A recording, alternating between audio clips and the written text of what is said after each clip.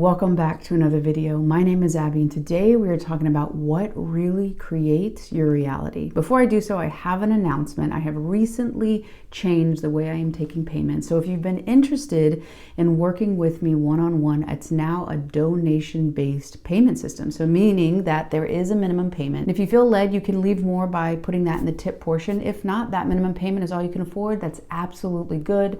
I look forward to working with you to help you remove those limiting beliefs, gaining new perspectives so that you can start manifesting that which you want in your life. So if you're interested in that, go ahead and hit that link in the description box below. It's going to take you to a calendar and give you all that information that is necessary. So back to the video. What is really creating your reality? Now, if you're watching this video, you're probably interested in creating a new reality, right? Switching something. You might be experiencing a similar thing where maybe it's about romantic relationships. You get into a relationship and you continue to see the same thing, even though people that you're dating are changing, the same dynamic is happening. Maybe you feel rejected. Maybe you feel abandoned. Maybe they're not treating you right. Maybe they won't commit. Maybe it's about amount of money, right? No matter what job you get in, you get overlooked for promotions, or you can't seem to get the amount of money that you're searching for. It seems elusive. No matter what topic you're trying to switch your reality on, there seems to be a pattern, right? And you're getting the same experience. Obviously, it can make you feel stuck and ultimately can make you feel really powerless. So this video is to help you see what the real mechanism is and then make some changes. So what is the mechanism? Well, there's a couple different things that going on. Basically, you have something called your RAS, your reticular activating system. And that means basically it's a filtration system in your brain. And whatever you deem to be important, it's going to literally be able to see. You don't see the world as it is. You see the world as you are. That means whatever's in your mind, you're going to be able to find. So for instance, have you ever started looking for a new car? Maybe you're just interested and maybe you think it's really cool. You're not even looking to buy it maybe. You're just like, wow, this is really awesome. And you start seeing it out in the world, like everywhere. Or maybe you're looking at getting some new shoes and you're like, wow, these are really cool. Maybe you have them in your cart and then you look around and everyone's wearing them. Like, what is that? Like, are they reading your mind, right? Well, no, your RAS is allowing your eyes to register them, and then they're going into your conscious brain. You have between 40 to 50 million bits of information that are coming in, and your conscious brain is only able to process about 40. That's according to Dr. Bruce Lipton. So if you have all this information, it makes sense that you kind of sift through the stuff. Yes, this is the important stuff. This is what's important to me. That can also be looking for patterns that continue, right? You're looking for the familiar because you've known it. So a lot of times you keep finding similar people, even though they might express differently when you get in a relationship or the job situation, right? Maybe you keep finding you have a similar boss. They're really demanding and controlling. So even though you're changing jobs, the same dynamic is happening. So that RAS plays a big part in that. Also, you have basically what you call your comfort zone. I call that your safety zone, where you feel safe. Safe does not mean happy. So you could find yourself in a situation that feels familiar based on your past, but you hate it. You want nothing more to do with it. However, you feel safe in that thing that you really want, that wish fulfilled, that new reality is actually outside of your realm of safety, meaning that you feel unsafe in it because it's unfamiliar. So those are some of the things that are going on. But what is actually creating those patterns? What is actually feeding into the RAS?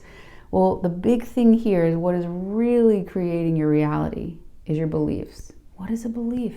The etymology of a belief is basically what you accept to be true. Literally, you get to accept for it to be true. For instance, if when you were little and growing up, you experienced maybe a parent who was emotionally unavailable, maybe they actually physically left, and you registered that people who care about you leave, or they told you that you don't get what you want. It never works out.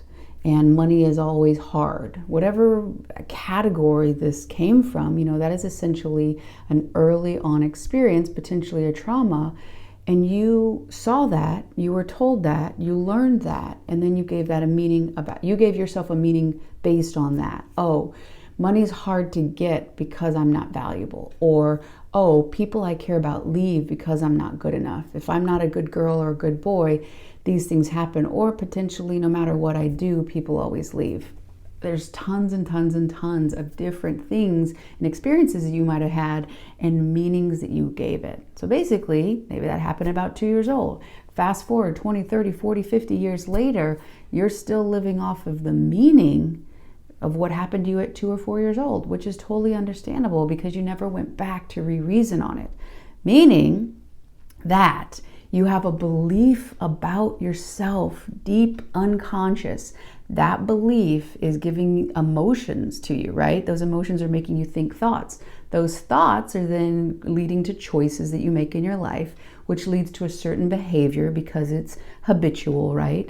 Those behaviors are leading to experiences, which most likely confirm that belief, giving you those emotions, which basically prove that that belief you have about yourself is true. And that's not actually true. That's subjectively true, meaning that you are proving that which you believe, that which you accept to be true.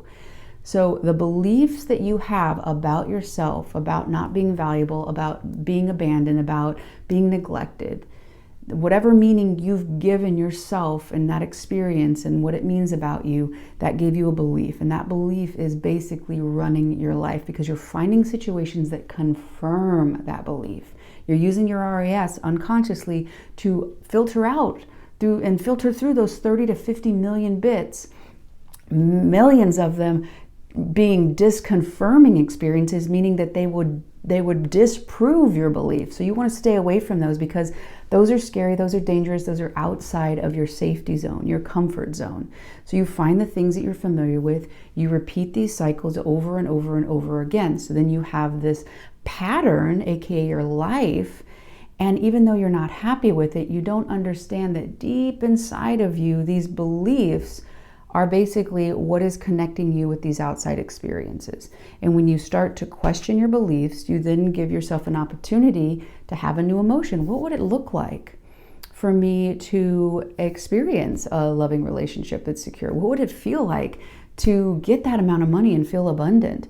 When you start asking your frontal lobe, which is the CEO of your brain, according to Dr. Joe Dispenza, starts to pick through all your old experiences and combine them for a new vision, which is an intention.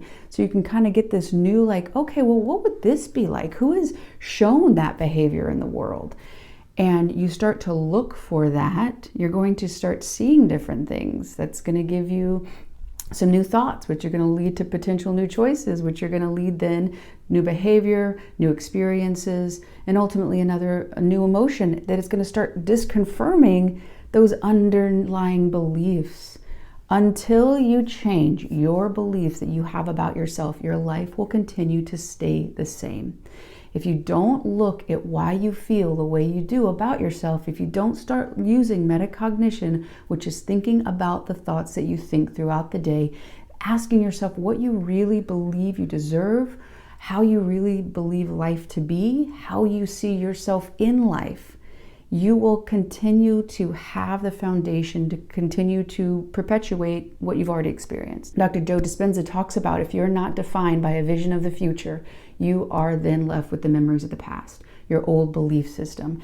Neville Goddard says it too, live in the end. The end version of you has new beliefs, new behaviors, new emotions, a whole set of categories that would be different based on different beliefs. So right now I would encourage you, what would the future you in that desired reality, what would they believe to be true about themselves, to be true about the world, what they deserve in the world? Start seeing if that's how you feel about yourself. And if it isn't, start seeing how you can experience disconfirming things so that you can disprove that old belief. Because again, remember that the etymology of the word belief is simply something you accept to be true. You can reject that old belief to be true and no longer have power over you, and put your acceptance in the new beliefs, which will automatically change your reality. I really hope you've enjoyed this video. If you have, hit that like button. If you haven't done so already, join this community. We would love to have you. And until the next video, I love y'all.